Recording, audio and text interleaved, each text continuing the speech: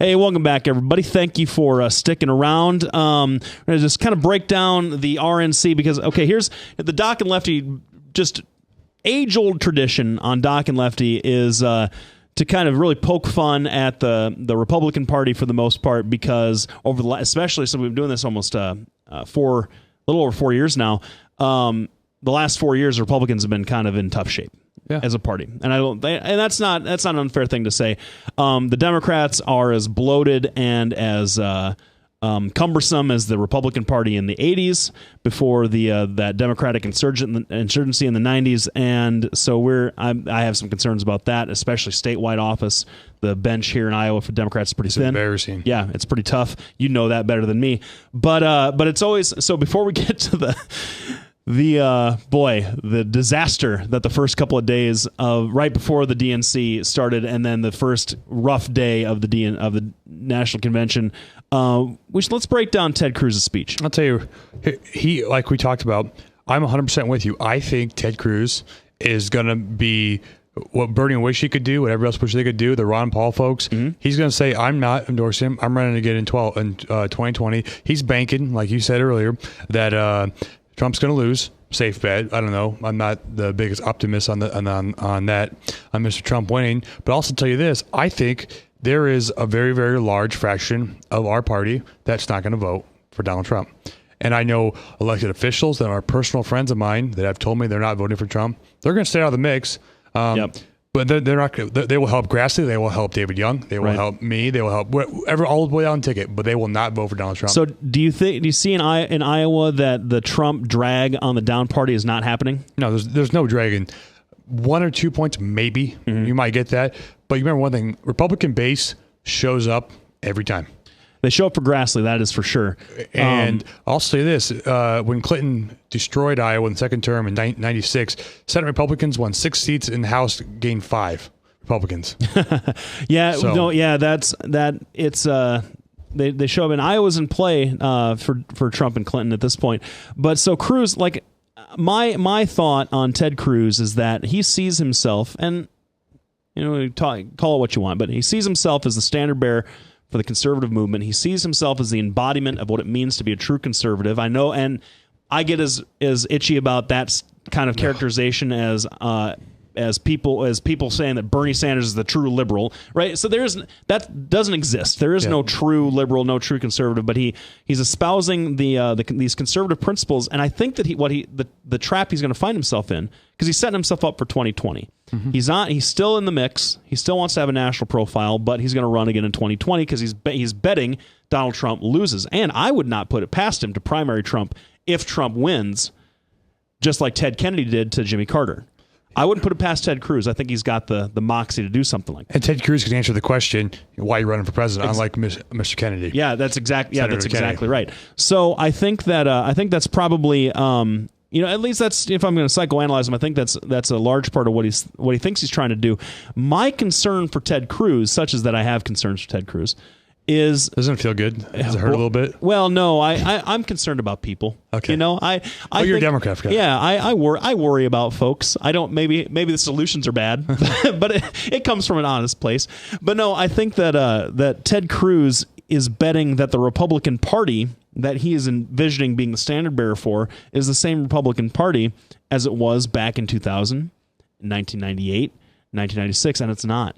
It's just not. I mean, I think that what Donald Trump has demonstrated is that we're not looking at a conservative Republican Party as much. I mean, I think that he has said a lot of things that conservative Republicans have said for a long time, but a lot of the arguments that he makes, a lot of the statements that he makes on the stump, he's appealing to a certain class of folks that is moving Republican because they think the Democratic Party doesn't speak for them anymore, and that is working class folks that are largely white that live in the Rust Belt, in that Ohio, Pennsylvania corridor. Bernie Sanders supporters, they're going to hate when I say this. Almost the same. Are the same as Donald Trump supporters.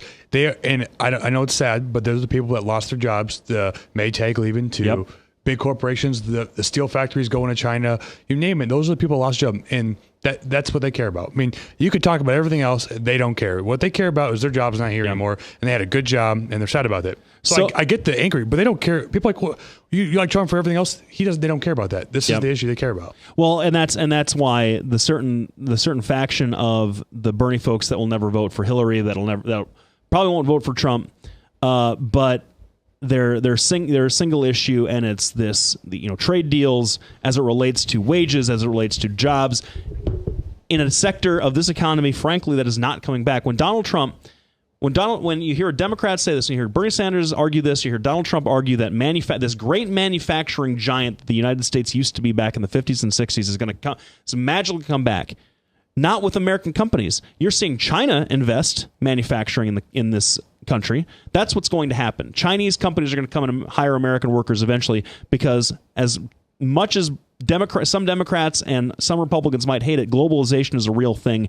We can't escape it, and it is a net benefit across the board. Net benefit across the board. It's a net benefit across the board. It feels good you saying that, because I hate when people say they always have to target their one job. Well, this hurts. I'm like, it's awful. Yeah. Watching the real world people lose a job, it physically hurts me. Yeah. But you look at the benefits of everybody else. And also one thing, when we get to the point where these people are working, say they might answer phones at Wells Fargo, do something else. Yep. That's a different, you have to, you're going to be able to walk when you're 40. You're going to hug your kids when you're 50.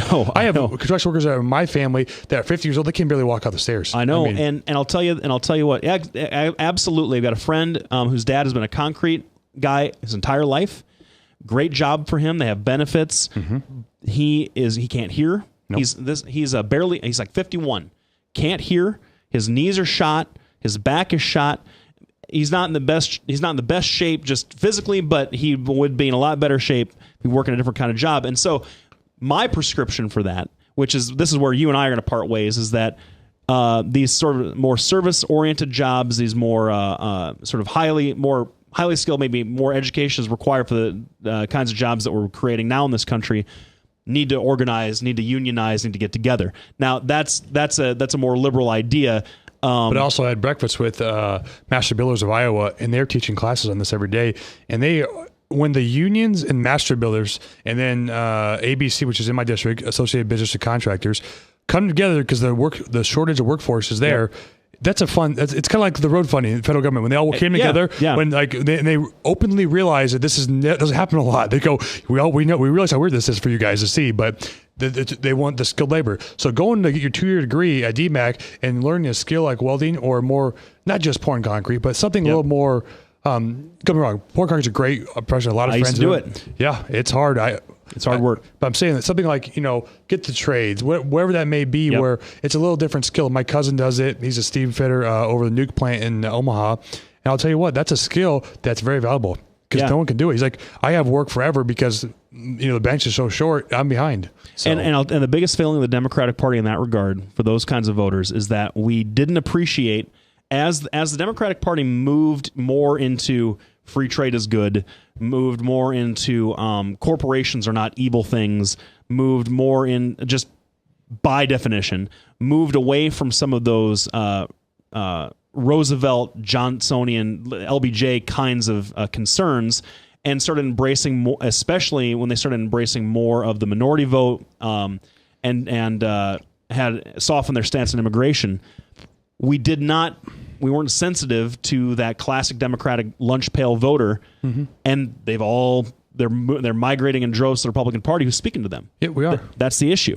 And so, and I think that Donald Trump represents that shift. That's a huge alignment that I think that we're seeing probably the end of. So to wrap it back around, Ted Cruz, I think, is speaking to a Republican voter that doesn't have as much share of the Republican Party as they used to. And I've been preaching that for a long time. And I think you're right, but I also think that there's a lot of issues that bring people together.